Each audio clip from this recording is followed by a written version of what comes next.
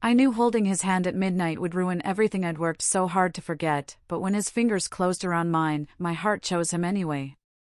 I left my ex's party before the cake was cut. I don't know why exactly. Maybe it was the way everyone laughed a little too loudly, as if their joy was a performance and I wasn't meant to be part of it. Maybe it was the way he smiled at me across the room, that smile I used to crave, now hollow and distant, like a reflection I didn't recognize. I felt the heat rise in my chest, a mixture of embarrassment and a strange, aching longing, like my body remembered what my heart had tried to forget. Every forced cheer, every glass lifted in toast, felt like a needle scraping across a scar I wasn't ready to show. I swallowed hard, trying to keep my hands from trembling, and convinced myself that leaving quietly, slipping out unnoticed, was an act of strength. I told myself I could handle it, that I could walk out and leave behind the music, the laughter, the lingering ghost of what we had. But as I reached the door, the pulse of the music hit me again. The bass line thumped in my chest, not just in the room but inside me, sinking to my heartbeat in a way that made every step toward the exit feel heavier. It was almost cruel, the way the sound seemed to follow me, like it knew I didn't belong anymore.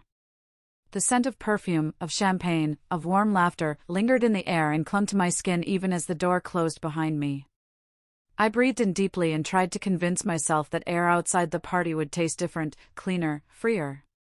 But it didn't. The taste was just the night, faintly cold, with a hint of asphalt and something sharp I couldn't identify. I walked into the night with my heels in my hand. One heel, then the other, the sharp click of them against the concrete, a tiny rebellion against the polished, glittering cage I'd just left. Each step echoed in the emptiness of the quiet street, the sound louder than it should have been, like a drum marking my departure from a world I didn't recognize anymore. The cage I had left behind wasn't just a room full of people, it was a carefully constructed theater of smiles and polite conversation, of secrets tucked behind designer dresses and sharp suits, a world I had once thrived in, now suffocating in its predictability. I felt like I was shedding skin I hadn't realized I'd outgrown, each click of my heels a subtle declaration that I wasn't pretending anymore, not tonight. The street was empty. Or almost empty. A single lamppost flickered, struggling against the dark. Its light pulled weakly on the sidewalk, and I stepped carefully, imagining shadows moving just beyond the reach of that pale glow. The night smelled of wet asphalt, distant smoke, faint exhaust. My hair fell across my face, damp from the heat of too many crowded rooms, tangled from dancing too little and drinking too much pretense. I brushed it back with a frustrated hand, but it fell again immediately, as if mocking me for my small rebellion. I could hear the rustle of leaves from a nearby tree, the faint whistle of wind around a corner. Every little sound was amplified, sharper, more intrusive. It made me hyper-aware of myself, of how exposed I was, how small I felt outside the party's artificial warmth. I wrapped my arms around my shoulders, not just from the chill of the late-night air, but to protect myself from the world I'd willingly entered, and immediately rejected. The night felt larger than it had any right to, the way it stretched endlessly beyond the reach of streetlights and neon glimmers from distant shops. I felt the fragility of my dignity, barely intact, teetering on the edge like a glass perched on a shelf during an earthquake. Every laugh I had forced, every smile that wasn't mine, every "how are you really doing?" I had dodged at the party, all of it compounded into a weight I carried silently, pressing down on my spine, my chest, my shoulders. My resolve, my carefully curated independence, felt suddenly, dangerously thin, as if one gust of wind could topple it entirely. I told myself stories to keep my panic at bay. It's fine, you're fine. You're capable. You can walk home. You've done this before. But the words felt hollow. My chest tightened with each step, my stomach churned with the anticipation of being watched, of being followed. Every shadow in the dim street seemed like it could be alive, every distant car engine a harbinger of something I wasn't ready to confront. I tried to slow my breathing, inhaling and exhaling with deliberate care, but my body seemed to have forgotten how to obey commands. I passed a darkened alley and instinctively moved closer to the middle of the sidewalk, away from the potential hiding places of whoever, or whatever, might be there. My heels thumped lightly in my hand, incongruous against the deadly quiet. The night was heavy, weighted with possibilities I didn't want to imagine, yet couldn't escape. I cursed myself quietly for leaving without a plan, for thinking my independence would be enough. Independence, I realized bitterly, didn't protect against fear, didn't make the shadows any less ominous, didn't keep your heart from leaping at each distant sound. Why am I like this? I asked myself, the thought rising unbidden. Why do I overthink everything, even when I know the logical answer is simple, just get home? But the night had a way of exaggerating everything, of turning rationality into a fragile construct easily shattered by your own racing thoughts. I imagined my ex laughing across the room again, the memory a spark that ignited old anxieties, the weight of rejection, the shame of unspoken truths. I tried to focus on ordinary details, the cracked concrete beneath my bare feet, the faint shimmer of light on puddles left from an earlier drizzle, the distant hum of a late-night diner somewhere blocks away. I noticed a single leaf spiraling lazily in the wind, a stray cat slipping through shadows, a forgotten newspaper page fluttering against the curb. My mind clung to these banalities, desperately seeking something tangible to hold onto, something to anchor me in the real world instead of the storm of emotions threatening to overwhelm me. I felt my phone in my pocket, heavy and cold, a reminder that technology could fail me when I needed it most. I checked it instinctively, thumb hovering over the screen, only to realize the battery was gone. The black screen stared back at me, unmoving, indifferent, like a judge passing sentence on my vulnerability. I pressed the buttons again, more desperately this time, muttering under my breath, "Come on, please, just one bar of life, nothing." I could feel the sweat starting at the nape of my neck, mingling with the cold air, making my hair stick uncomfortably. Of course, I thought bitterly, of course now. Why not? Why not tonight? My own mind was conspiring against me, reminding me that I had made mistakes before, that I had chosen poorly, that I had relied on fragile constructs like phones and party exits to maintain control. But here, alone, in the night, the illusion of control shattered entirely. I hugged myself tighter.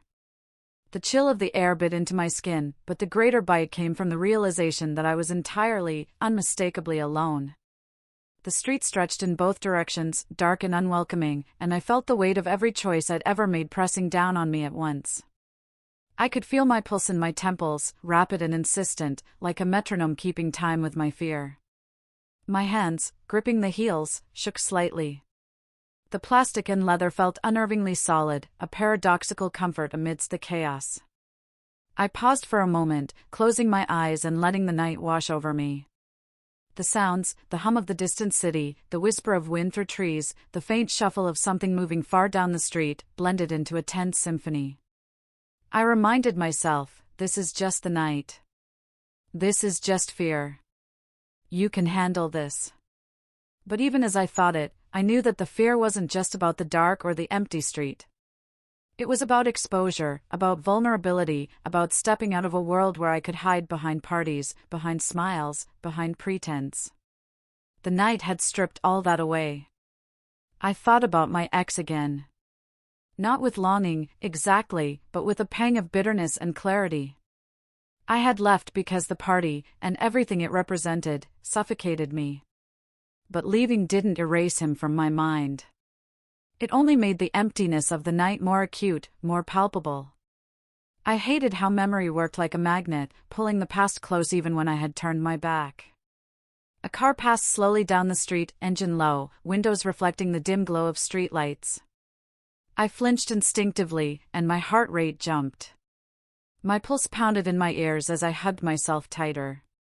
The street felt infinite, each shadow a potential story, each flicker of light a question mark. My mind wandered through scenarios. What if someone was following me? What if I stumbled? What if I simply froze and the night swallowed me whole? Rational thoughts warred with imagination, each step forward a negotiation with myself. I reminded myself, just keep walking. One step at a time. You are safe. You are okay. My voice was small, almost inaudible over the beating of my own heart. I could hear it in the silence of the street, a fragile sound trying to anchor me. And yet, amidst the fear, there was a spark of defiance. A stubborn streak that refused to bow entirely. I am leaving. I am walking. I am moving. I am not trapped. I lifted my chin slightly, trying to carry myself with as much poise as the night would allow, heels in hand, arms crossed for warmth, for comfort, for protection. Each step became a silent mantra, a way to assert agency in a world that felt suddenly unpredictable. The night pressed in on me, heavy with silence and possibility. But I walked. I told myself over and over that I was over him. I'd practiced that line in the mirror for weeks, rehearsed it like a speech, like a declaration of freedom I wasn't sure I fully felt yet. I'm over him, I whispered to the night air, rolling the words across my tongue, tasting their bitterness and freedom at once. I imagined them sounding confident, decisive, unshakable. I imagined them convincing me. But my reflection in the window of a closed cafe betrayed the lie. My eyes, tired and sharp in equal measure, glimmered with a vulnerability I hadn't admitted to anyone, least of all myself. Leaving the party, stepping into the anonymity of the quiet street, felt nothing like liberation. It felt like ripping off a scab that hadn't healed, like reopening a wound I thought I'd sutured with time and distraction. My chest tightened, not from the cold, but from the ache I had buried beneath polite smiles and forced laughter. My ex, the one I had sworn I had moved past, still lingered somewhere deep inside me, lodged like a secret I couldn't admit even to myself. I hated the way his memory invaded the spaces I thought were mine alone. Every familiar street, every echo of a laugh, every pattern of light on the pavement reminded me of him.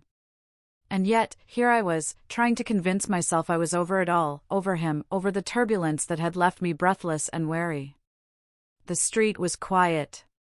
Too quiet.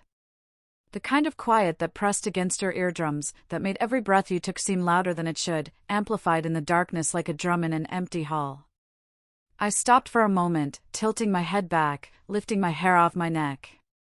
The wind was sharp, carrying the scent of asphalt and something faintly metallic, like electricity or rain that had yet to fall. I tried to steady my breathing, slow it, but my lungs felt cramped, my heart beat loud and uneven, like it was arguing with my body about the wisdom of being out here alone.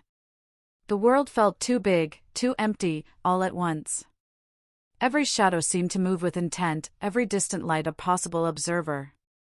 I could hear the soft hum of distant traffic, the occasional bark of a dog, the rustle of leaves stirred by a breeze that felt less like comfort and more like a warning.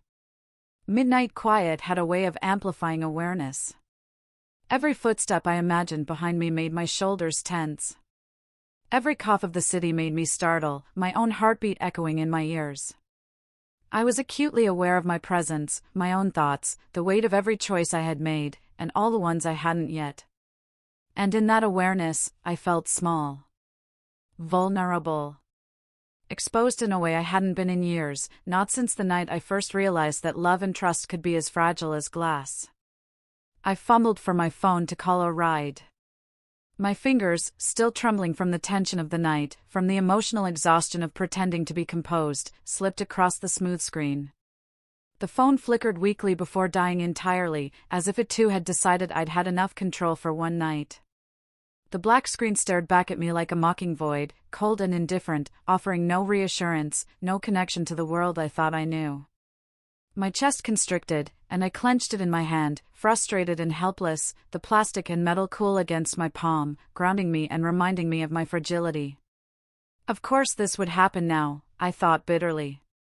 Of course, the universe had chosen this night, the one night I tried to reclaim independence, to step out of the party and into my own freedom, to sabotage me with something as banal as a dead battery. I felt the panic rise slowly at first, then more urgently, the way it always does when control slips just enough for fear to seep in. My mind raced through possibilities. Did I call a taxi too early? Was there a ride-sharing app one could access on another device? Should I walk? Should I wait? My feet itched to move, but my brain froze, weighing risk and exhaustion and vulnerability. Every instinct I had screamed, stay safe. Stay visible. Don't be alone. And yet, in that stillness, there was also a perverse thrill. A tiny spark of rebellion. The kind that reminds you that even in fear, even in exhaustion, even when the world seems indifferent, you are still capable of choice. My hand tightened around the dead phone, and I looked up at the street around me. Streetlights flickered lazily, puddles reflected the yellow glare, and I realized that even here, even now, I was not invisible. My eyes darted to every corner, every shadow, every window. The quietness of the night was both oppressive and liberating. I could disappear into it, but I could also confront it, meet it head-on. I tried again to will the phone back to life, pressing buttons, holding the power key longer than reasonable, muttering to myself under my breath. Come on, please." My voice sounded small, almost childlike, against the vastness of the empty street. A dog barked far off, echoing through the alleys, and my shoulders stiffened. Each sound seemed magnified. Each flicker of light was a potential presence, a potential threat, or something else. Something unknown. I reminded myself of why I had left the party. Why I had walked away from the noise, the judgment, the tiny suffocations of polite pretense. Because I wanted to breathe.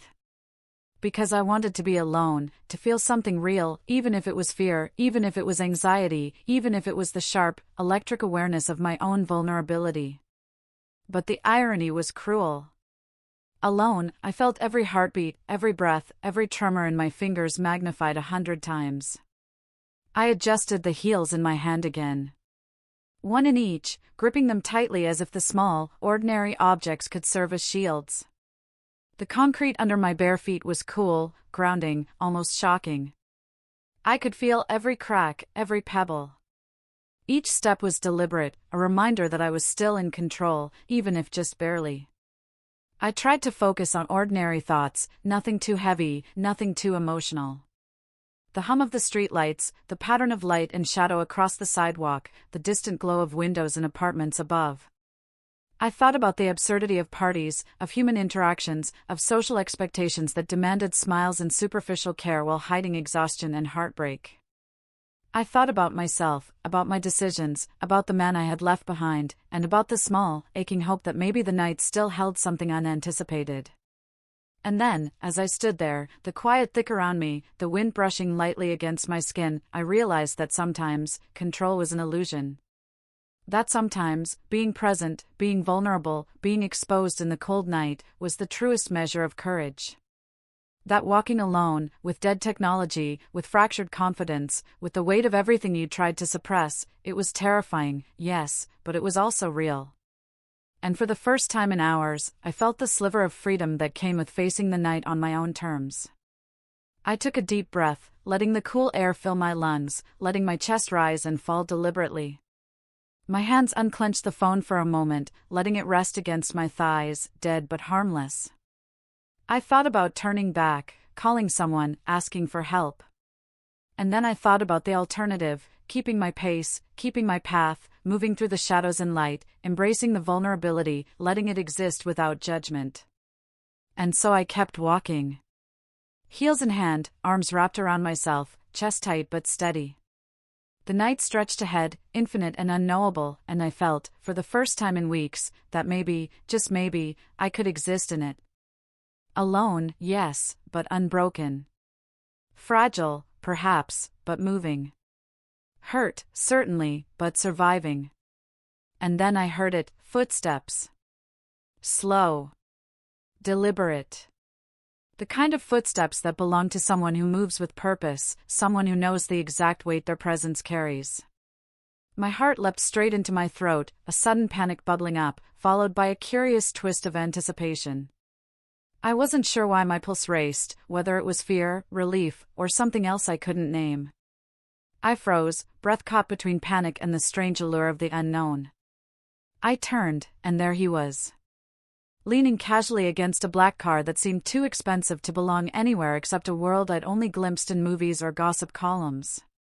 Tall, impossibly composed, radiating a calm that made the night feel smaller, safer, and infinitely more dangerous all at once. His gaze didn't flinch when it landed on me, it simply held.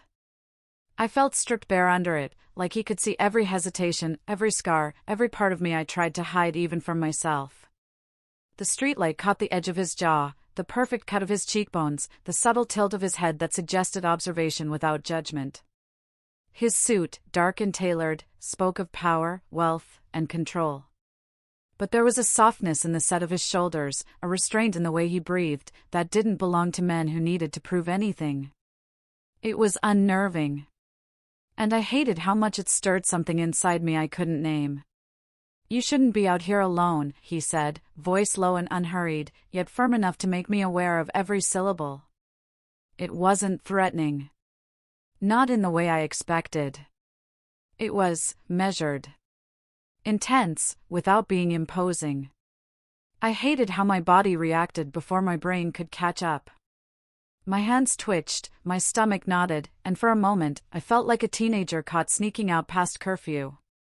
"I'm fine," I lied automatically, a weak attempt to reclaim some sense of autonomy, even though every muscle in me wanted to melt into the confidence radiating from him. He smiled just slightly, a subtle curve of lips that seemed to know far too much.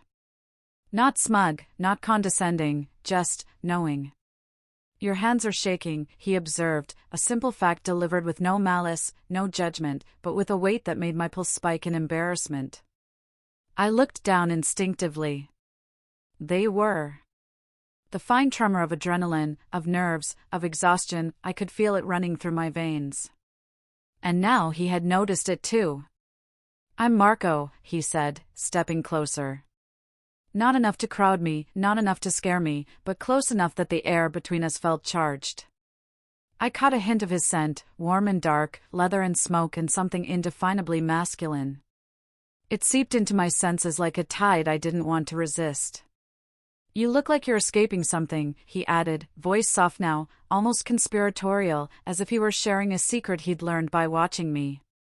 I almost laughed at the absurdity of it. Me? Escaping something? Everyone escapes something.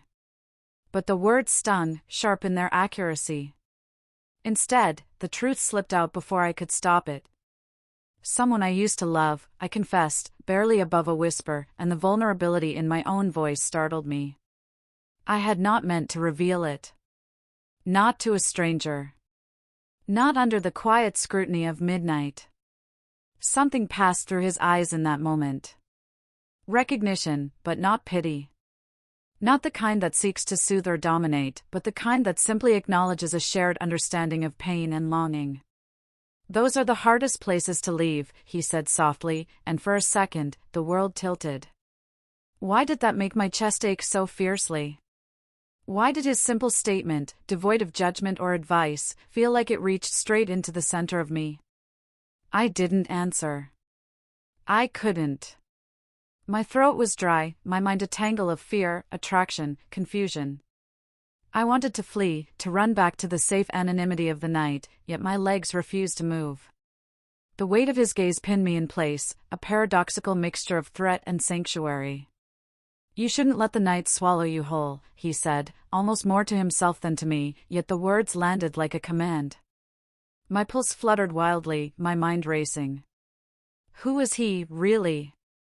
And why did I feel like I'd known him forever, even though our encounter had lasted no longer than a heartbeat? I tried to find the humor in the situation.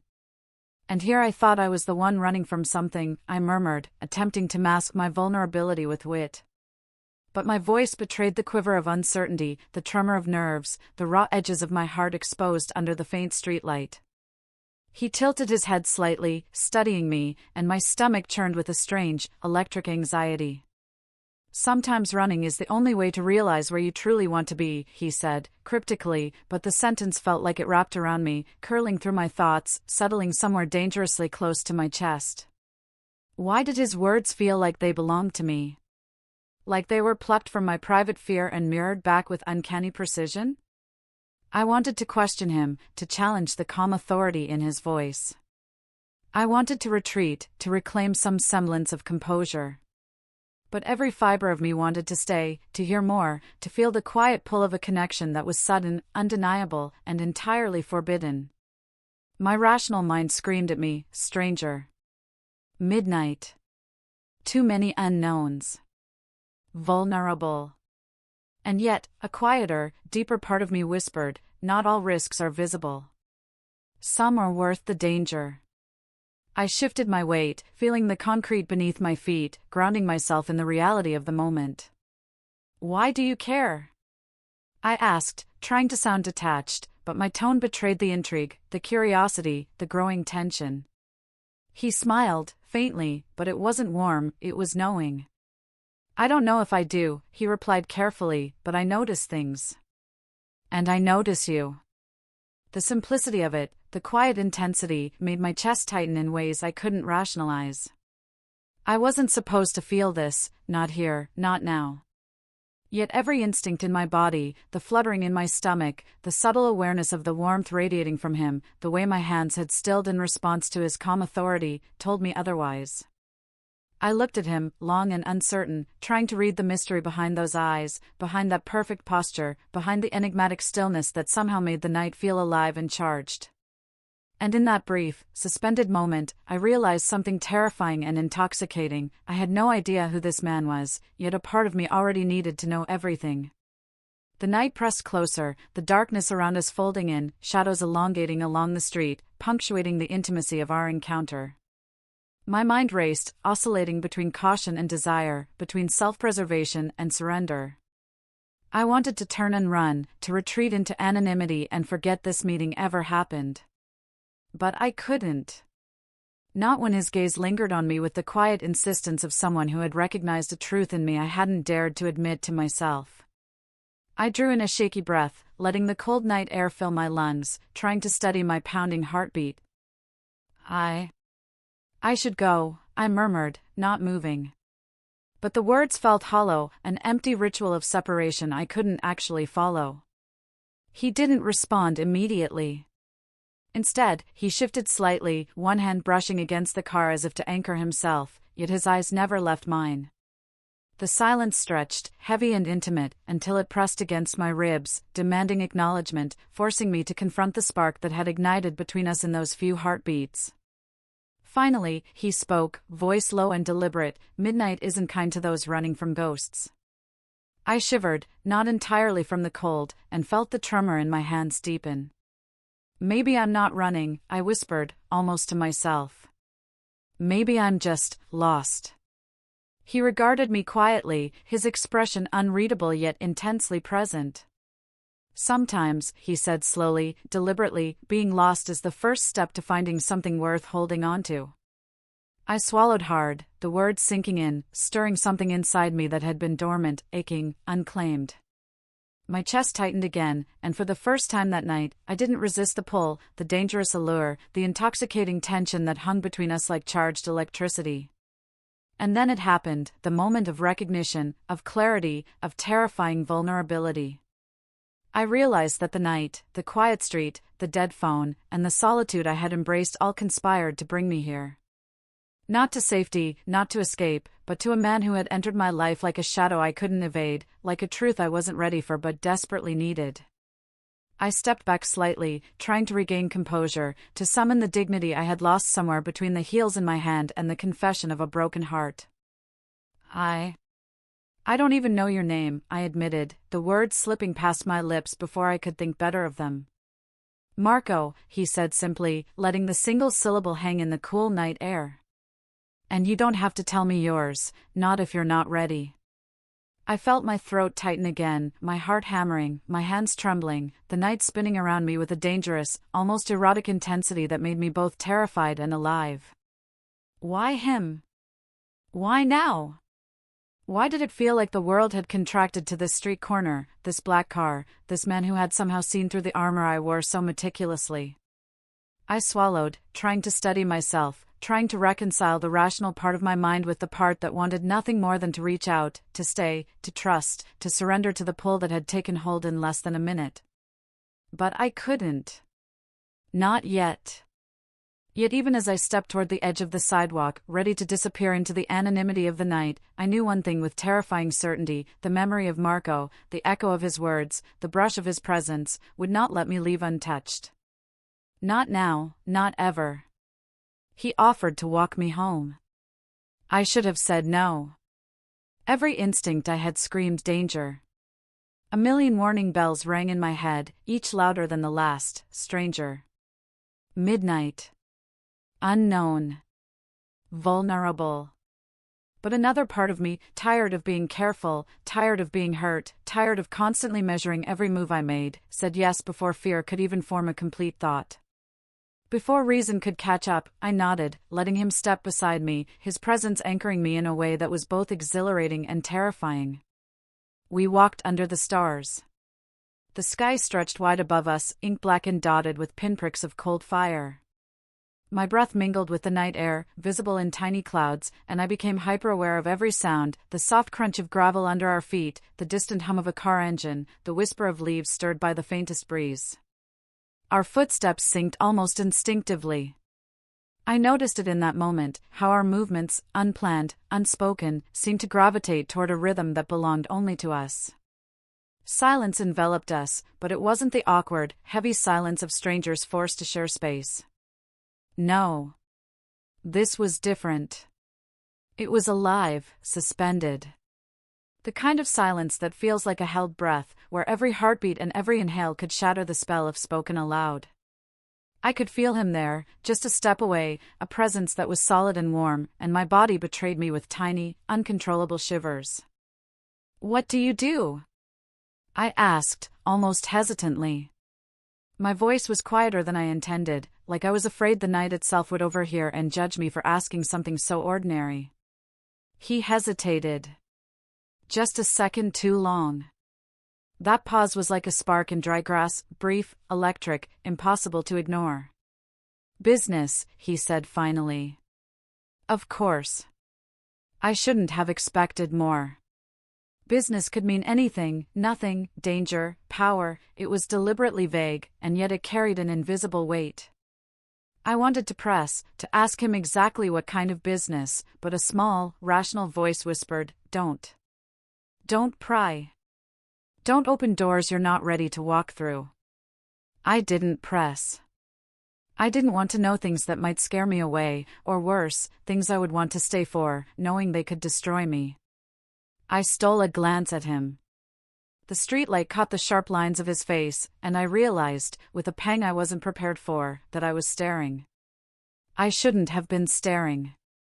My pulse stuttered in my chest, betraying me with its erratic rhythm. Why was I looking?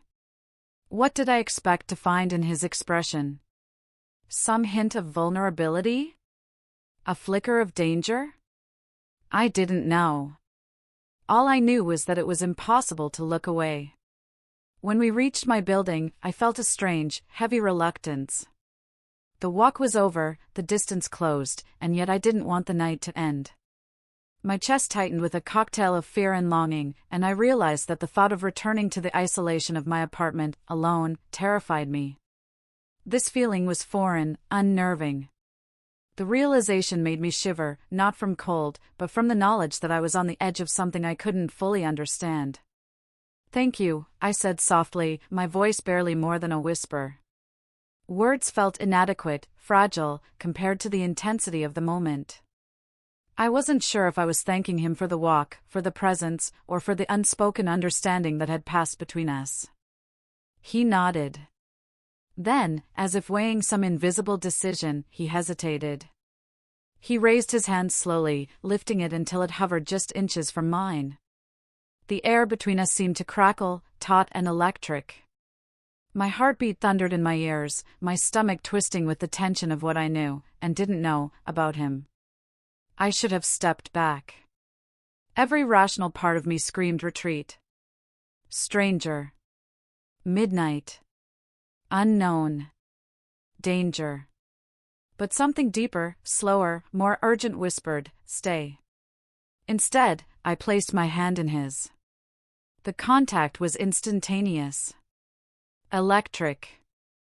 Not rushed, not hungry, just warm, steady, like the anchor I didn't realize I needed. A solid presence in a world that had been slipping through my fingers for months. My fingers tingled, my pulse spiked, my entire body acutely aware of the touch. My mind tried to protest. "Don't. You barely know him. It's impossible." But my heart, my body, my instincts had already chosen. For one suspended second, the world disappeared. The distant hum of traffic, the rustle of leaves, even the cold night air, all faded into the background. There was only this moment. Only the warmth, the electricity, the silent acknowledgement that something irreversible had just passed between us. And then, just as abruptly, he let go. That should have been it. A moment. A memory. A midnight mistake. Something fleeting, to be tucked away in the back of my mind and retrieved with a bittersweet shiver later. But he didn't leave it at that. Over the next days, I started noticing him everywhere. The cafe near my office, where I went to hide behind a laptop and pretend my life was orderly. The corner store, where I bought a bottle of water and some impulse snack, convinced no one would notice me. Everywhere I went, he was there, not intrusively, not aggressively, but unmistakably.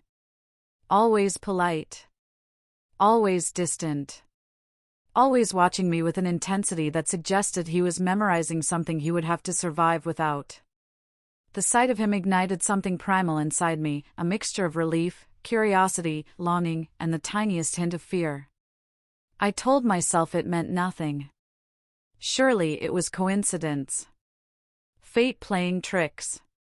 Or maybe I was reading too much into a stranger's politeness. But my rational mind had a hard time competing with the visceral reactions my body betrayed, the rush of adrenaline when our eyes met across a crowded room, the way my hands twitched when I sensed him near, the heat that pooled in my chest when he smiled just slightly, almost imperceptibly, like he was acknowledging a shared secret. Until the day I noticed how other men reacted. The way they looked at him with subtle tension, their conversation halting mid-sentence. The shift in their body language as he entered a room. The barely perceptible nods and glances, the respect tinged with fear that seemed to radiate from the people around him. And the way his phone buzzed occasionally, jaw tightening, lips pressing together in a line that suggested the world expected something dangerous of him. My chest constricted. Every detail painted a picture I wasn't sure I wanted to confront. Who was he really? What power did he wield? And why, despite this emerging awareness, did I feel drawn to him, like a moth to flame? One night, I could no longer contain the questions swirling in my mind. Rain streaked the windows, misting the city in a soft, silver haze. We sat across from each other at a small, nearly empty table, our proximity tense but unspoken. My hands toyed with the edge of my cup, my fingers tracing invisible patterns, trying to summon courage. Who are you really? I asked. My voice was low, vulnerable, almost trembling, not from fear of him, but from fear of my own heart. The words felt heavier than air, weighted with curiosity, suspicion, and a strange kind of hope. He didn't answer immediately. He looked at me, really looked at me, as if weighing whether loving me would be a kindness or a curse. His eyes searched mine for something I wasn't sure I had to offer, understanding, patience, forgiveness, or maybe just the ability to accept the truth without flinching. I felt my breath hitch, my heart thumping in that way it did when anticipation met danger. This wasn't just curiosity. This was the moment of reckoning. The instant when reality confronted fantasy, when desire and risk intertwined in a way that left my chest tight and my thoughts scattered. That's when I knew. He was trouble. Real trouble. Dangerous in ways I couldn't yet articulate, powerful in ways that made the air around him feel charged, unpredictable. And yet, I couldn't look away. I couldn't resist the pull, the gravity, the magnetic tension that seemed to emanate from him with every measured breath, every subtle movement, every quiet glance. And I was already in too deep. I tried to reason with myself, to name it, to rationalize it. But every thought only confirmed it, my mind was irrelevant. My heart and instincts had taken over, and they were stubborn, reckless, and unwilling to retreat. Every word he spoke, every moment our hands brushed, every lingering look between us created a tension that wound tighter and tighter, an invisible cord that pulled me closer to something I could neither explain nor resist. I wanted to ask questions. Questions I wasn't ready to hear the answers to. I wanted to step back. Step away.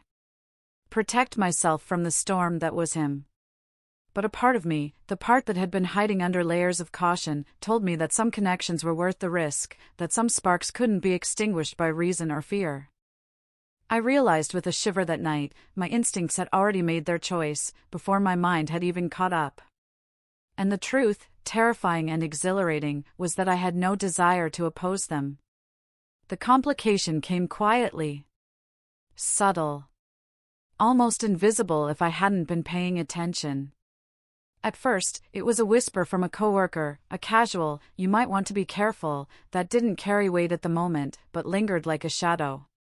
I had brushed it off at first, convinced I was imagining connections where there were none.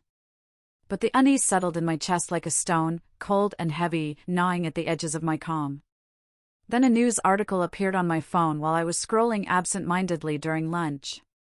A face I didn't recognize, but a posture, a presence, an aura, so familiar it made my stomach lurch. The words didn't even need to attach to the man for my mind to piece it together. The intensity of the photo, the power in the stance, the way the world seemed to bend around him.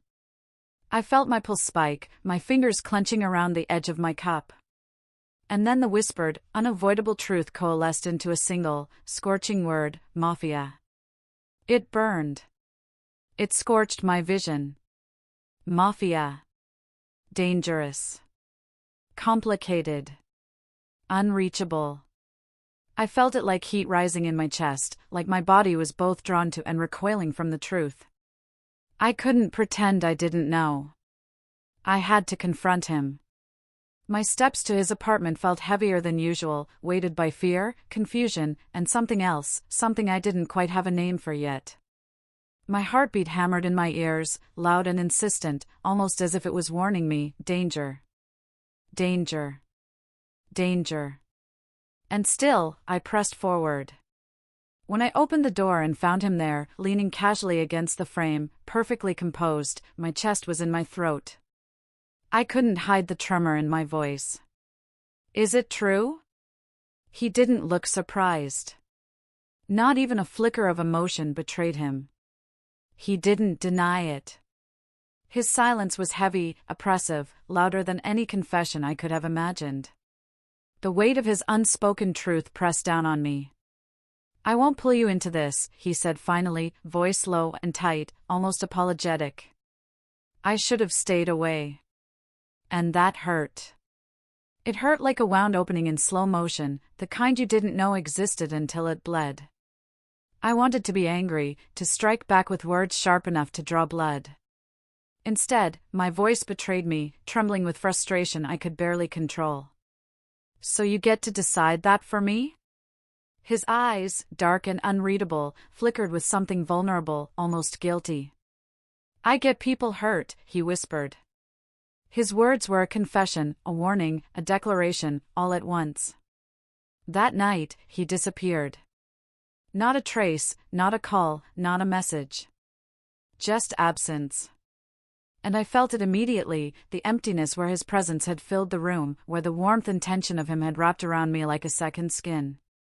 I told myself I was safe, that normalcy would return. Weeks passed. Days blurred into one another. I buried myself in work, in routines, in the quiet monotony that was supposed to heal a heart in pieces. Sleep came in fitful patches. Every time a black car passed outside my window, my chest jumped, my breath caught, my mind racing through imagined scenarios. Then the twist hit like a cold slap. It was him. Or rather, someone else I had thought I'd left behind. My ex-drunk. Cruel. A hurricane of regret, anger, and entitlement, knocking on my door like he had the right to my life, to my body, to my choices. Words tumbled from him, sharp as knives, cutting through the fragile peace I had tried to build. Accusations, demands, confessions of longing, apologies soaked in alcohol and bitterness. His hands lingered where they shouldn't, over my shoulders, brushing against my arms, as if proximity could erase the months of absence, the walls I'd built. I froze, paralyzed by the sudden collision of past and present, heart hammering, breath shallow. My ex had always been something I could handle, someone whose chaos I understood. But in that moment, the room seemed to shift. The air itself changed, heavy with electricity, expectation, danger. And then I felt it.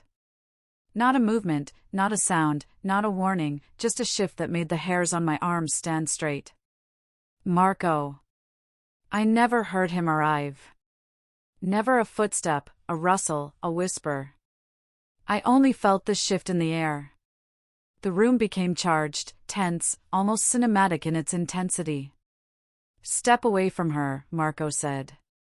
Calm. Controlled. But layered beneath the surface was a power that made the walls of the room seem smaller, the air thinner, the danger real. I'd never heard fear in my ex's voice before. Not like this. Not with a weight that made his bravado crumble. It was almost terrifying. Every ounce of entitlement he had ever carried seemed to evaporate in the presence of Marco's calm assertion. I realized, in that instant, that this was a man who did not need to shout, did not need to threaten. The quiet weight of him was enough to command the room, to demand compliance. Later, when the storm of the moment had passed and I was alone, I finally understood the truth. Marco hadn't left me. Not really. He hadn't abandoned me because he didn't care. He had disappeared because he cared too much.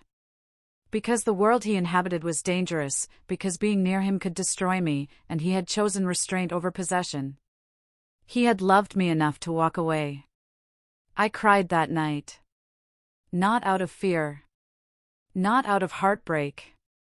But out of understanding. Out of awe. Out of the raw, unfiltered realization that someone had loved me enough to put my safety before his own desire. The tears slid down my cheeks silently, each one a mix of relief, sorrow, and something dangerously intoxicating, hope. When I saw him again, I didn't hesitate. Not for a second. The fear, the uncertainty, the chaos of what had come before, all of it faded when our eyes met. I'm not fragile, I told him, voice steady, finally, even as my chest still trembled with the echoes of fear and longing. And I won't be controlled by fear. Not his. Not yours. He searched my face, the intensity of his gaze cutting through me, as if he needed to see that this wasn't a fleeting moment, that this wasn't just desire or curiosity. That this was choice. That I could survive the storm, that I could stand by him without being swallowed by the danger, and that maybe, just maybe, he could trust me with the parts of himself that were meant to remain hidden. This time, when he held my hand, he didn't let go. Not a fleeting touch. Not a hesitant grasp. His fingers intertwined with mine like a promise, like a lifeline, like the knowledge that we could stand in the darkness together and survive. And under the same midnight sky where everything began, the stars like scattered diamonds in the ink of the night, I realized something terrifying and beautiful all at once. I wasn't over my ex because I needed time. I wasn't over him because I had healed completely. I was over him because my heart had finally learned to recognize the difference. The difference between chaos and safety that burns in your veins. The difference between a love that devours you and one that protects you. One that ignites you without consuming you. One that feels like fire, and yet doesn't leave you ash. The rain started lightly, misting the air in tiny, teasing droplets that barely kissed my skin at first, before gathering in a steady rhythm.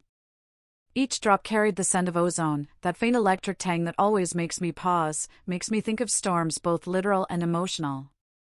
I lifted my face toward the sky, letting it brush against my cheeks, and for a fleeting second, I thought the wetness was a tear. Then I realized, it was both. My body didn't seem to know where the rain ended and I began. The streets glistened, reflecting scattered neon and the dim gold of streetlights, turning ordinary asphalt into a mirror that trembled under the touch of each drop. Every sound, the distant hum of a car engine, the occasional drip from a gutter, the scuff of our shoes on wet pavement, was sharper, more pronounced, as if the world itself had leaned in, waiting to witness something fragile, intimate, and inevitable. I glanced down at Marco's hand, gripping mine like a lifeline. Steady. Solid. Familiar in a way that made the hairs on the back of my neck rise. I could feel the warmth seeping through, a quiet assertion that I wasn't alone, that I wasn't vulnerable. And yet, the weight of the moment pressed against me, making my lungs ache. My chest swelled with conflicting emotions: anticipation, longing, fear, desire. It was a cocktail too potent to ignore, too intoxicating to resist. "Are you okay?" he asked, his voice low, careful, with an edge that wasn't entirely curiosity. It was protection, awareness, something I hadn't realized I craved so fiercely. I nodded, though my chest tightened, betraying me. "I think so," I whispered, almost to myself. "I don't know." The words trailed into the night, swallowed by the soft hiss of rain, a confession too honest for words to contain fully. Marco didn't speak immediately. He simply held my hand, thumb brushing over mine in a rhythm that felt deliberate, soothing, almost hypnotic. I felt my heartbeat sync with his, a slow, deep thrum that seemed to anchor me even as the world spun in delicate chaos around us. The street felt infinite, stretching far into shadowed alleys and distant city lights, yet somehow, in this small space between us, time had stilled. I breathed in, smelling him, warm leather from his jacket, faint tobacco, and something unplaceable, earthy and grounding. It was almost overwhelming how present he was, how undeniably real. My own scent mingled with the rain, faint perfume lingering on my neck, sweat from nerves and the night's earlier tension. I felt exposed, utterly, painfully alive. The wind picked up, teasing my hair across my face, brushing strands over my eyes and making me blink rapidly. I pushed them aside with one hand while keeping the other entwined with his. This feels," I started, searching for words, but found only breathless silence. "Real?" he suggested, voice low enough that it almost merged with the patter of rain. His eyes, dark and unreadable, met mine, and in them, I saw more than curiosity. I saw caution, calculation, longing, and the faintest shadow of fear. "Yes," I breathed. "Terrifyingly real." We both laughed softly, the sound fragile against the night, but it didn't break the tension. If anything, it heightened it, like acknowledging danger made it all the more thrilling. My mind wandered, threading together every memory, every ache, every hesitance that had brought me here. I thought of every heartbreak I'd endured, every disappointment, every moment I'd let someone close only to be burned. And yet, with Marco, it was different. There was an intensity that didn't demand recklessness, a fire that didn't threaten to consume, a magnetism that promised possibility without obligation. Every doubt I had carried, the mistrust, the fear, the bruised pieces of my heart, melted like snow in the warmth of his presence. I realized that for once, desire didn't have to be chaotic to be intense. Safety could sting with intensity. Protection could be seductive. And restraint could feel like passion. I marveled at the contradiction, the complexity, the sheer humanity of it all. My thumb traced circles against the back of his hand, a silent, intimate gesture, and I noticed the subtle flex of his fingers in response. A heartbeat. A subtle squeeze. A recognition. I almost asked him about it, about the thoughts behind that quiet gesture, but I held back. Some things, I realized, didn't need articulation. They existed perfectly in the tension between us, in the rain, in the quiet city that seemed to pause just for this. "Do you always make a moment feel like the world is holding its breath?" I asked, half teasing, half serious. His lips twitched, a ghost of a smile that didn't quite reach his eyes. "Only when it matters," he murmured. His gaze didn't waver.